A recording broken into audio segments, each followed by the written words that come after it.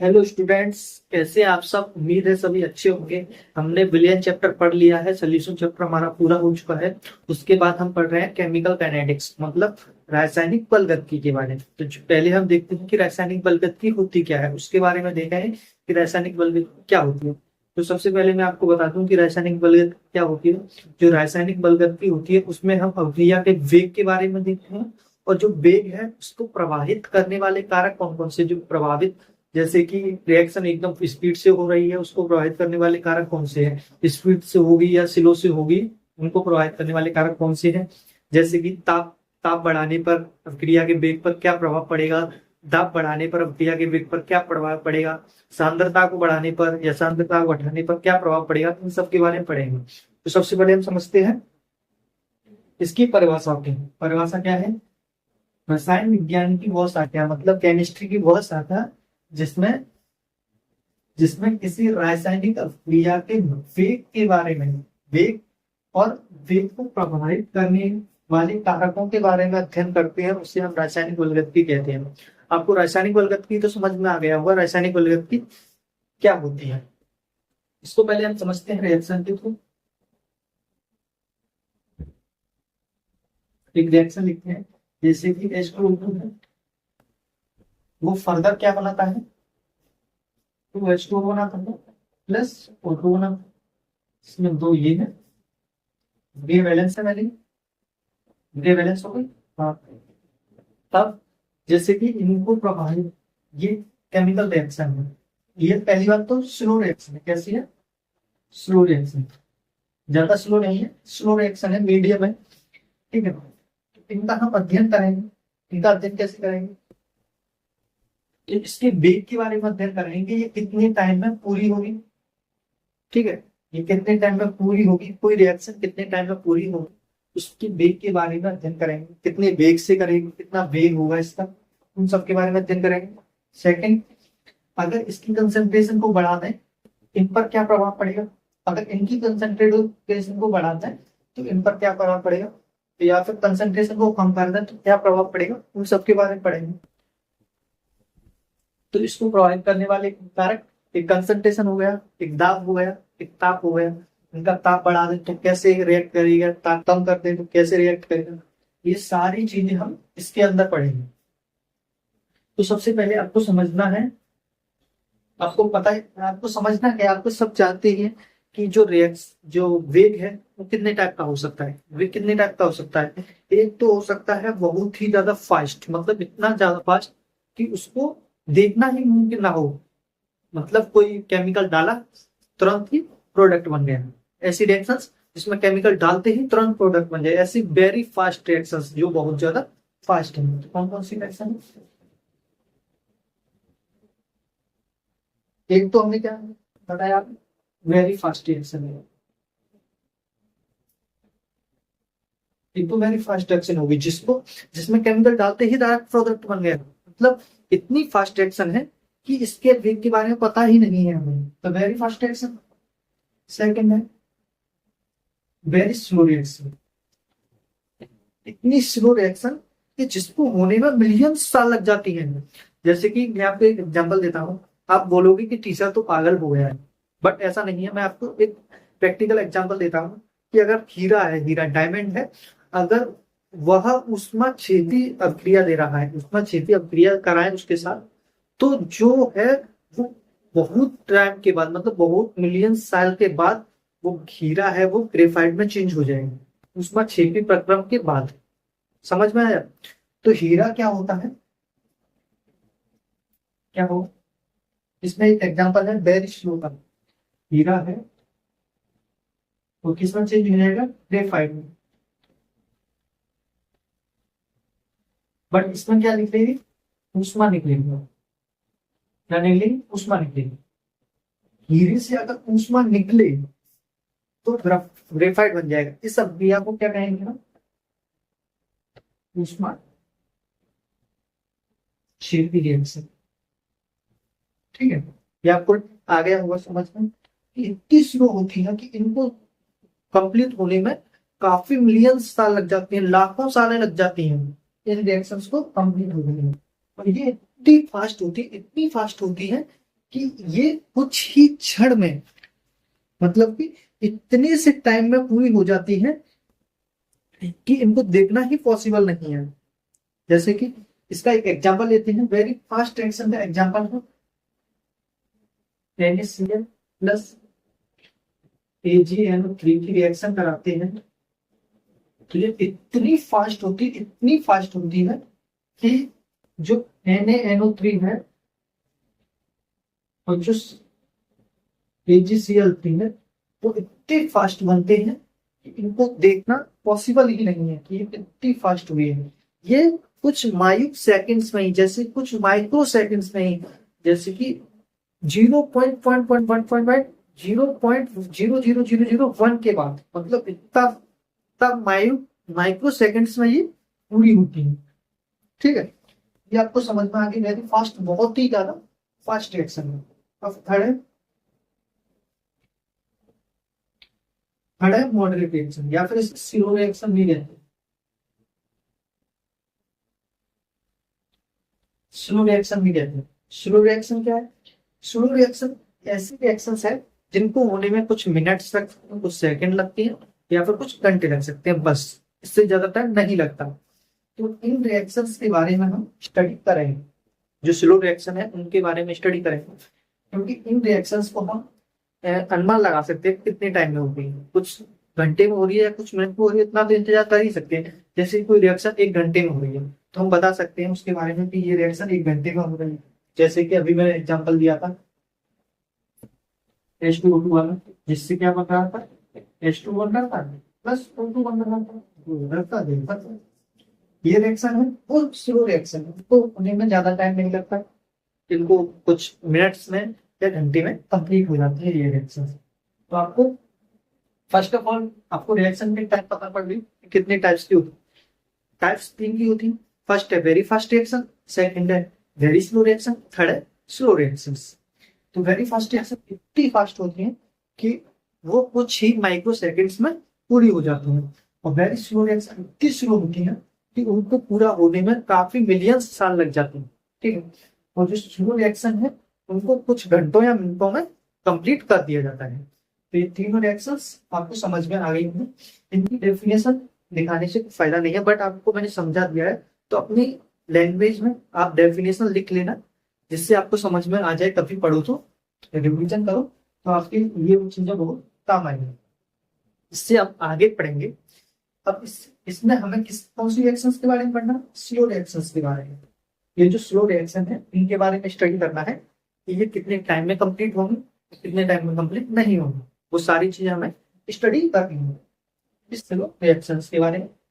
तो आगे बढ़ते हैं हम इन स्लो रिएक्शंस के बारे में, कि इनके बारे में क्या क्या लिखना है, हम वो सारी चीजें देखते हैं। तो फर्स्ट ऑफ ऑल इसे इरेज करते हैं।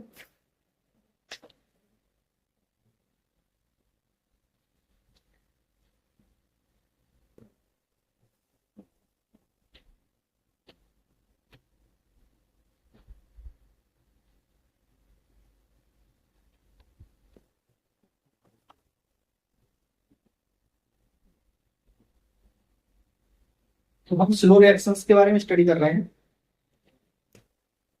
स्लो रिएक्शंस लेते हैं, जैसे कि अभी एग्जांपल ले लेते हैं H2O2 वाला,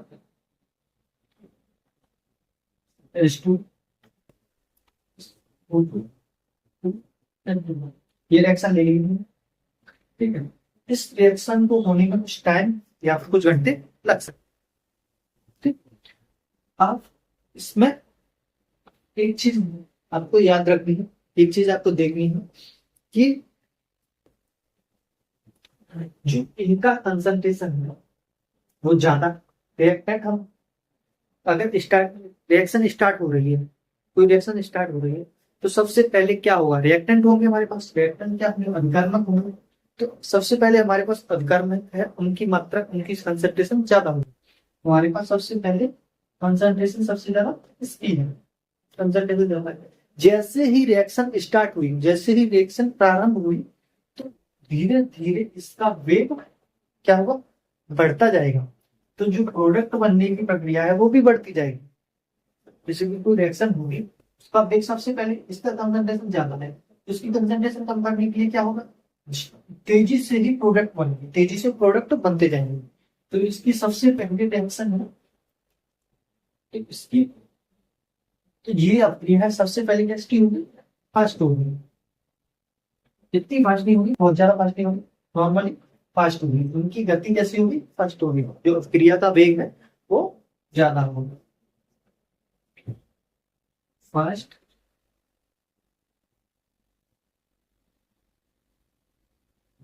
रेट, जो वेग है, जो रेट होगी वो फास्ट होगी। अब सेकंड, जैसे जैसे इसकी कंसंट्रेशन कम होती जाएगी और इसकी कंसंट्रेशन बढ़ती जाएगी, जैसे जैसे इसकी कंसंट्रेशन कम होती जाएगी और इसकी कंसंट्रेशन बढ़ती जाएगी, वैसे वैसे ही अभिक्रिया का भी कम होता जाएगा, कम होता जाएगा। तो इसके बाद इनकी कंसंट्रेशन थोड़ी स्लो हो जाएगी। ऐसी हो जाएगी, स्लो रेट हो जाएगी। जब इसकी कंसंट्रेशन कम हो जाएगी तो इसकी कंसंट्रेशन बढ़ जाएगी, तो ये कैसे हो जाएगी, स्लो हो जाएगी। फिर इसके बाद जो इसके प्रोडक्ट है वो ज्यादा बन जाएंगे, प्रोडक्ट है वो ज्यादा बन जाएंगे, जो रिएक्टेंट है उनकी मात्रा कम रह जाएगी, तो जो रिएक्शन है वो वेरी स्लो हो जाएगी। जो रेट है वो वेरी स्लो हो जाएगी, वेरी स्लो हो जाएगी। तो इसकी कंसंट्रेशन कम हो जाएगी, इसकी कंसंट्रेशन बढ़ जाएगी, जिसके कारण रेट होगी वो बहुत स्लो हो जाएगी। ठीक है, ये आपको समझ में आएगा क्यों कम हुई, क्योंकि कंसंट्रेशन जैसे जैसे कम होती जाएगी वैसे वैसे रिएक्शन है वो स्लो होती जाएगी। तो ये समझ में आ गया होगा। मुझे बस यही बताना था कि जो रिएक्शन है वो फर्स्ट ऑफ ऑल प्रारंभ में कैसी होती है, फास्ट चलती है, फिर धीरे धीरे उसकी उसकी जो गति है, उसका जो वेग है वो कम होता जाता है और फाइनली बहुत स्लो हो जाता है, बट बिल्कुल रुकता नहीं है। अगर आप बोलो कि रिएक्शन रुक गई, तो ऐसा पॉसिबल नहीं है, रिएक्शन कभी भी रुकती नहीं है। अगर आपने रिएक्टेंट है तो जब तक प्रोडक्ट पूरी नहीं बन जाते, जब तक रिएक्टेंट पूरी तरह खत्म नहीं हो जाते, तब तक रिएक्शन चलती रहेगी, चाहे वो कितनी भी स्लो चलती रहे। ठीक है, तो ये रिएक्शन मैंने आपको बता दी है। मेरा सिर्फ बताने का पर्पस बस इतना था कि जो रिएक्शन है वो पहले फास्ट चलती है, फिर स्लो चलती है, फिर वेरी फास्ट होती है। ठीक है, आपको ये समझ में आ गया होगा। अब हम आगे बढ़ते हैं।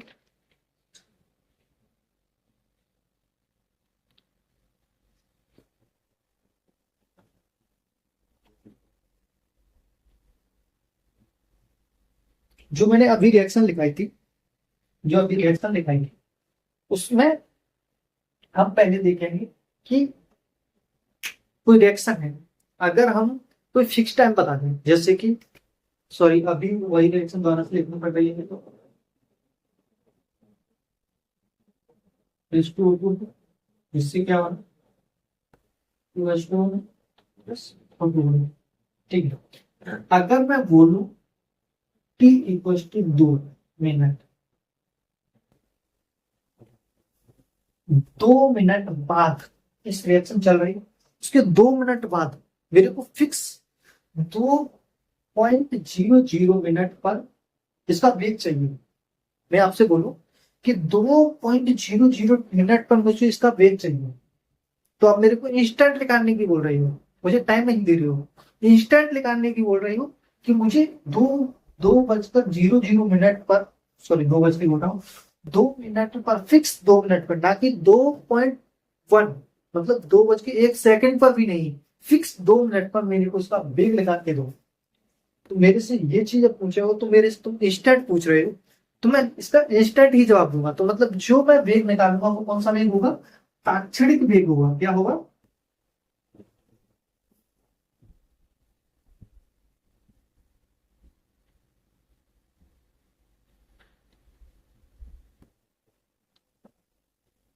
कौन सा वेग होगा, ताक्षणिक वेग होगा, उसी टाइम निकालना है।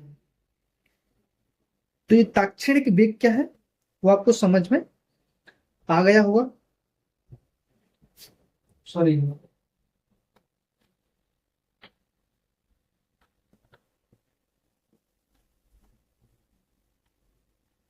ताक्षणिक वेग, इंस्टेंट वेग, इंस्टेंट वेग निकालने की बोल रही है।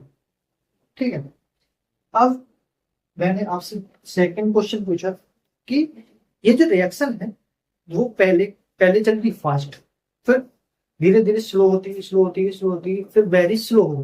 ठीक है, तो ये जो रिएक्शन हुई है उसका वेग कितना है, मैं उसका वेग पूछ रहा हूँ कि जो ये रिएक्शन हुई है उसका वेग कितना है, मेरे को ये जवाब जवाब चाहिए आपसे। तो मेरे को वेग कितना है, तो आप बोलोगे सर इसका वेग आप निकालना पॉसिबल नहीं है, क्योंकि पहले फास्ट हुई थी, फिर स्लो होती गई, फिर स्लो होती गई, फिर वेरी स्लो हो गई, तो इसका वेग निकालना पॉसिबल नहीं।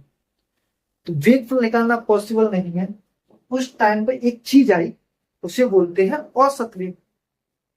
जैसे कि आप घर से आप अपने घर से विद्यालय गए, अपने स्कूल में, तो आप गए, पहले 20 किलोमीटर पर आवर की स्पीड से गए, आप 20 किलोमीटर पर आवर की स्पीड से, फिर थोड़ी दूर जाने के बाद आपको स्पीड कम हो गई, मतलब 10 किलोमीटर पर आवर हो गई।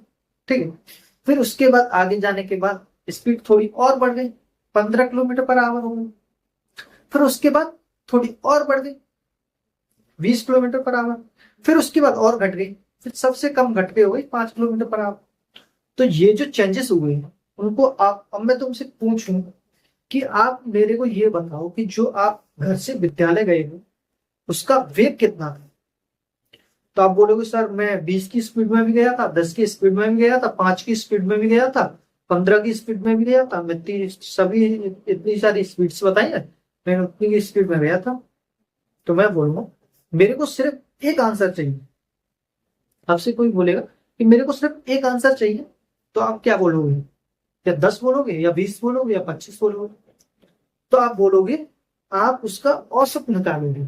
जब आपको बोलेंगे औसत निकालने का मतलब क्या है कि आपने कितने वेग चेंज किए, आपको 20 किया, 20 किया, 15 किया, 10 किया एंड 5 किया, कितने वेग चेंज किए, 4 वेग चेंज किए। ठीक, 4 वेग चेंज किए, तो जो चारों वेग है उसको ऐड करेंगे, उसके बाद उसका 4 का भाग दे देंगे। ठीक है, तो 4 का भाग दे देंगे तो जो आपका वेग निकलेगा वो औसत वेग। इसी प्रकार इसका वेग है वो टाइम टू टाइम चेंज होते रहा है, तो इसका मतलब क्या है, हम इसका क्या निकालेंगे, इसका वेग निकलवाए, कोई रिएक्शन का कोई वेग निकलवाए कि इसलिए इस रिएक्शन का वेग निकालना, तो आपको क्या निकालना पड़ेगा, औसत वेग निकालना पड़ेगा, क्योंकि पहले रिएक्शन फास्ट हुई थी, फिर स्लो होती गई, फिर स्लो होती गई, फिर वेरी स्लो हो गई। और आपको फिक्स टाइम दे के बता दे कि इतने टाइम में मेरे को रिएक्शन का वेग चाहिए, तो आपको ताक्षणिक वेग निकालना है। और आपको कोई पूछे कि पूरी रिएक्शन का वेग निकालो, तो उसके लिए क्या आप निकालना है, औसत वेग। क्या निकालना है,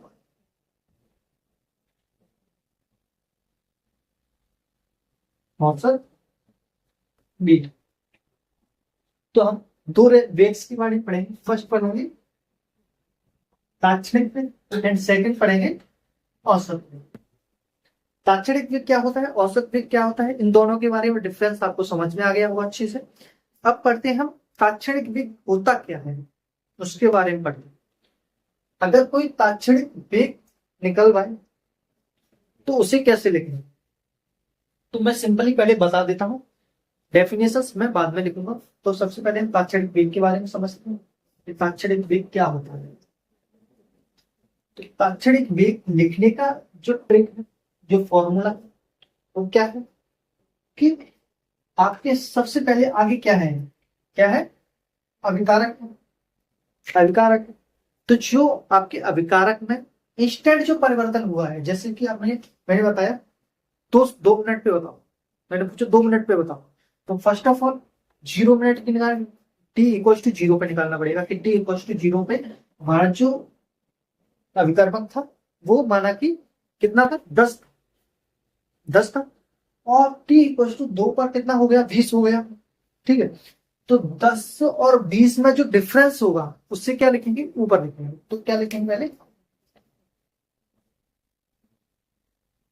अभिकर्मक में परिवर्तन,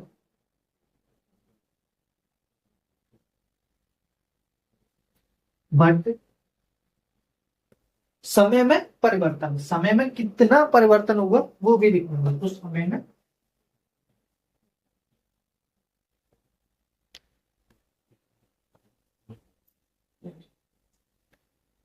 ठीक है, ये चीजें आपको ताक्षणिक वेग में लिखनी है। यही फॉर्मूला सेम टू सेम औसत वेग का है, बट इसमें थोड़ा सा चेंज है कि जब इसमें लिखते हैं हम, तब हम डेल का, तो हम देखते हैं कि ताक्षणिक वेग कैसे लिखते हैं। तो अभी तो जो ताक्षणिक वेग का अंतर है उसे लिखेंगे, तो सिर्फ पहले कैसे करते हैं, डेल से डिनोट करते हैं, डेल से। तो डेल लिखेंगे, डेल H2O2 है, कौन टाइम में परिवर्तन माना कि dt परिवर्तन हुआ है, तो डेल t। ठीक है, ये लिख दिया है। बट आपको मेरे को ये बताओ आप कि जो अभिकर्मक है वो टाइम के साथ क्या हो रहा है, टाइम के साथ कमी हो रही है। सबको पता है कि जो अभिकर्मक है उसमें टाइम के साथ कमी हो रही है, तो कमी को डिनोट करने के लिए इसमें माइनस का चिन्ह लगा देते हैं, माइनस का चिन्ह लगा देते हैं। तो ये हुआ। अब प्रोडक्ट के लिए कैसे लिखेंगे, प्रोडक्ट के लिए टाइम के साथ बढ़ रहा है तो प्लस का चिन्ह लगाएंगे, तो प्लस का चिन्ह लगा दो, डेल क्या है, H2O है, एंड डेल टी। उसी प्रकार डेल क्या है, O2 है, अपॉन डेल टी। ये आपको समझ में आ गया होगा। मैंने आपको जो ताक्षणिक वेग है वो लिखने की तरीका बता दिया है। ताक्षणिक वेग ऐसे लिखना है, ठीक है। तो पहले हमको एक क्वेश्चन करते हैं, उसके बाद औसत वेग के बारे में पढ़ेंगे। तो पहले हम एक क्वेश्चन करते हैं।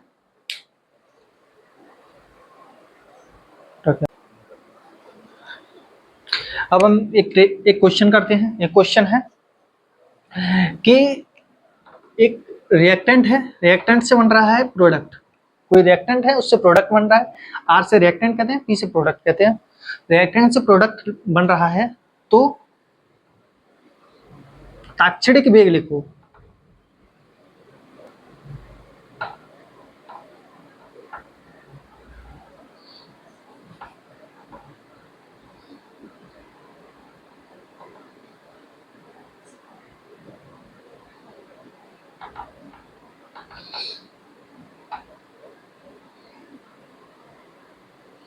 आपको ताक्षणिक वेग को लिखना है। तो ताक्षणिक वेग लिखने का क्या फॉर्मूला है, ताक्षणिक वेग इज इक्वल टू कैसे लिखोगे, लिखोगे जो रिएक्टेंट है उसका del, del reactant upon D t. Time के साथ घट रहे हैं तो माइनस का चिन्ह, ठीक है। और इज इक्वल टू लिख सकते हैं, बराबर में है, प्रोडक्ट बन रहा है तो प्लस का चिन्ह आएगा, तो del P upon del t. ये आपने ताक्षणिक वेग लिख दिया है। तो आपको ताक्षणिक वेग लिखना आ गया होगा। अब इसके बाद देखते हैं औसत वेग। औसत वेग कैसे लिखते हैं, औसत वेग किसी भी रिएक्शन का औसत वेग कैसे लिखते हैं। डायरेक्ट मैं रिएक्शन लिखूंगा, उसका औसत वेग लिख के दिखाऊंगा, सिंपली आपको देखना है।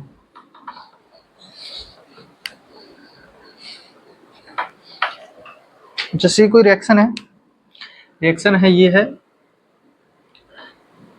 वही ले लेते हैं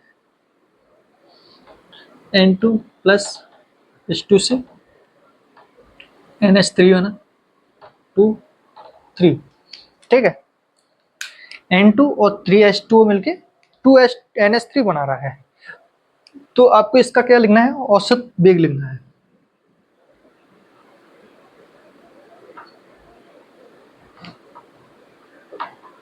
तो इसमें रिएक्टेंट कौन कौन से हैं, ये दो रिएक्टेंट हैं। तो रिएक्टेंट का कैसे लिखेंगे, माइनस का चिन्ह आगे लगाएंगे, माइनस, बस डेल की जगह जो मैंने अभी डेल लिखा था उसकी जगह डी यूज करते हैं, तो D N2 upon D t, ठीक है, is equals to minus d H2 upon D T is equals to minus d, sorry जो प्रोडक्ट है, अब प्रोडक्ट पे आ गए, ये प्रोडक्ट है तो प्लस का चिन्ह आएगा, D NH3 upon D T. अब इसमें एक चीज और रह गई है, वो क्या रह गई है, ये स्टोक्योमेट्री जो आगे 2 है या आगे 3 है उसका क्या करें। तो उसे हम औसत वेग में लिखेंगे। जो भी ताक्षणिक वेग था उसमें हमने इन चीजों के स्टोकोमेट्रिक चीज के बारे में हमने बात नहीं की थी, तो क्योंकि औसत वेग ताक्षणिक वेग में हो उसकी बात नहीं करते हैं, उनको हम नहीं लिखते हैं, बट जो औसत वेग है उसमें लिखना पड़ता है। तो उसे लिखने के लिए क्या करेंगे, जो ये आगे है, आगे लिखा है उससे नीचे लिख देते हैं 1/, ऐसे ही किसमें H2O में है तो 1/3 ऐसे लिख देते हैं। ठीक है, तो ये जो आपने लिखा है वही है औसत वेग। तो आपने औसत वेग लिखने का तरीका आपने जान लिया है, औसत वेग कैसे लिखते हैं। तो एक क्वेश्चन करेंगे, उसके बाद हम इनकी डेफिनेशंस देखेंगे, इनकी डेफिनेशंस क्या है, बस यही देखना है हम। तो क्वेश्चन देखते हैं। क्वेश्चन है कोई a plus v is equal to 2c बना है। a और b मिलकर c बना है, 2c बना है। तो इसका हमें क्या लिखना है, औसत वेग लिखना है।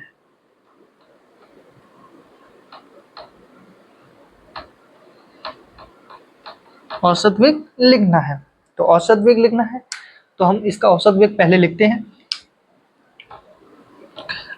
रिएक्टेंट है इसीलिए माइनस चिन्ह लगा दिया आगे, d A upon D t equal to stoichiometric एक है तो उसे लिखो या मत लिखो कोई फर्क नहीं पड़ेगा।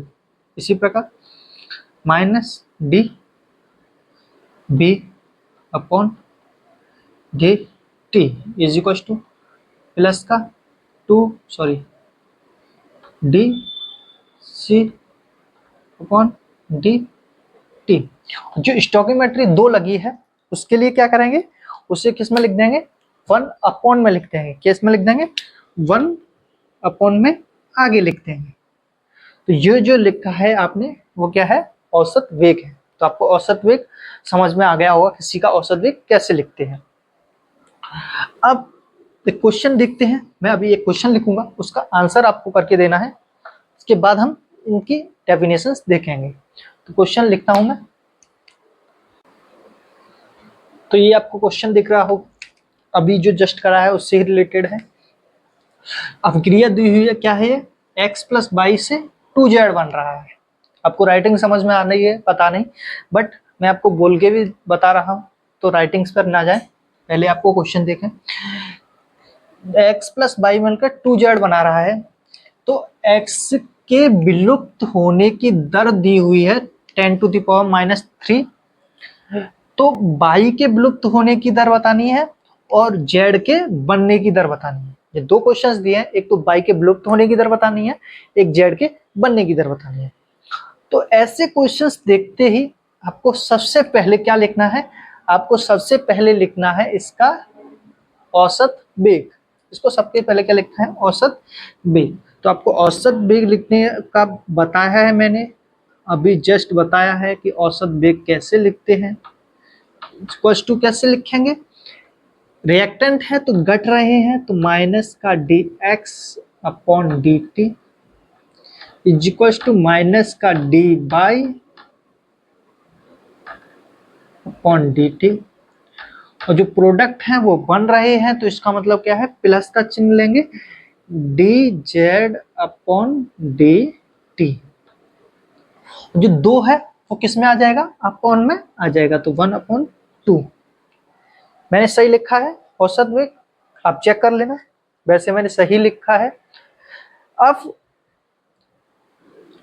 ये इसका मान दिया हुआ है, कितना दिया है, x के विलुप्त होने की दर, जो x विलुप्त हो रहा है उसकी दर दी हुई है ये, तो मतलब माइनस का dx/dt जो टाइम के साथ कम हो रहा है, कितना, -10⁻³ मोल इनवर्स, लीटर इनवर्स, वरना सेकंड इनवर्स। ठीक है, इतना मान दिया हुआ है। तो अब मेरे को ये बताओ जो ऊपर लिखा है वो क्या है, वो इसके इक्वल टू ये है, तो इसका मतलब ये विलुप्त हो रहा है तो ये भी विलुप्त हो रहा है, और ये भी कितनी दर से विलुप्त होगा, इतनी ही दर से विलुप्त होगा, क्योंकि ये इसके इक्वल टू के बराबर है, तो ये D by upon D T, minus का है वो भी 10⁻³ mole inverse litre inverse second inverse. ठीक है, अब जो ये बन रहा है वो भी इक्वल टू के बराबर है, तो इसका मतलब ये दोनों के इक्वल टू के बराबर क्या है, इसे मैं इधर लिख देता हूं। तो जो 1/2 डी जेड अपॉन डी बाहर है upon D t equal to 10⁻³ mole inverse litre inverse second inverse, ये इसके बराबर है। इसको पहले हटाओ, ये है, ठीक है। तो ये अब हमें क्या लिखाना है, जेड के बनने की दर, ओनली जेड के बनने की दर, ना कि इतने सारे के बनने की दर। तो जो आपका जो 2 है उसको उधर ले जाते हैं, तो t d Z upon D T is equal to 10⁻³ और ये किस में है, भाग में है, उधर जाएगी गुणा में जाएगी, तो गुणा 2 मोल inverse litre inverse second inverse. ठीक है, तो जो आपका आंसर आया है वही आपके क्वेश्चन का ये वाला आंसर है, सेकंड वाले का, और फर्स्ट वाले का आंसर आपने पहले ही निकाल लिया है, तो फर्स्ट वाले का आंसर ये है, तो फर्स्ट वाले का आंसर भी निकाल लिया है। तो ऐसे न्यूमेरिकल्स को देख के आप अब झट से कर दोगे कि कैसे निकालना है, आपको झट से निकालना आ गया है कि कैसे निकालना है। अब आगे बढ़ते हैं, हम सबसे पहले इसकी डेफिनेशंस पढ़ते हैं, औसत वेग क्या होते हैं, ताचड़े वेग क्या होते हैं, उनकी डेफिनेशंस पढ़ते हैं। सिंपली डेफिनेशन पढ़ना ही रह गया है, उसके बाद हम लेक्चर को खत्म करते हैं।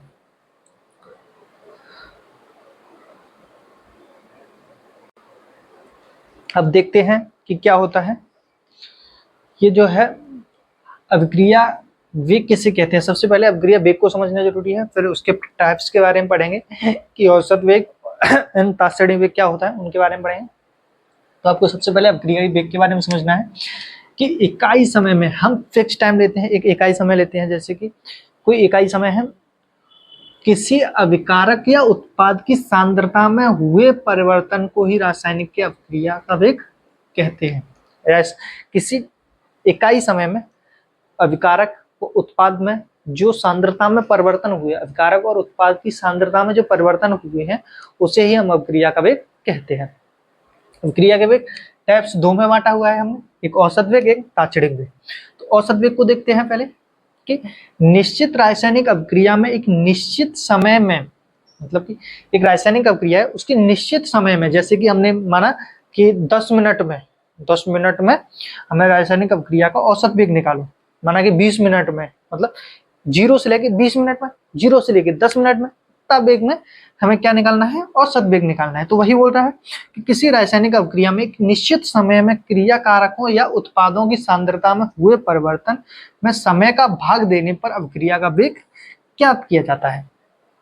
तो आपको डेफिनेशन समझ में नहीं आई होगी तो मैं लिखता हूं, पहले ऊपर हम कुछ लिखेंगे उससे आपको समझ में आई जाएगी। मैंने इसे बता भी दिया है आपको पहले ही, बट मैं फिर से लिख देता हूं। जो औसत वेग है क्या है, औसत वेग क्या है, औसत वेग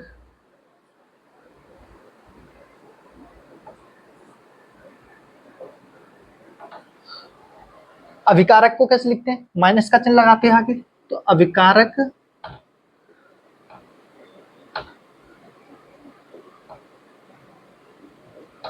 की सांद्रता में परिवर्तन,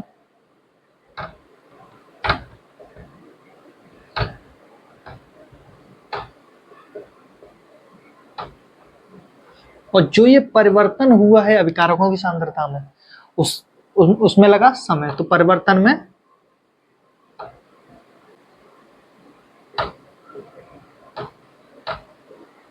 लगा समय। इसी प्रकार मैं उत्पाद के लिए लिखूंगा, तो उत्पाद के लिए प्लस का चिन्ह लिखेंगे, तो उत्पादों की सांद्रता में हुआ परिवर्तन अपॉन में परिवर्तन में लगा समय। सेम उत्पाद के लिए भी फॉर्मूला लिख दोगे, तो लिखते हैं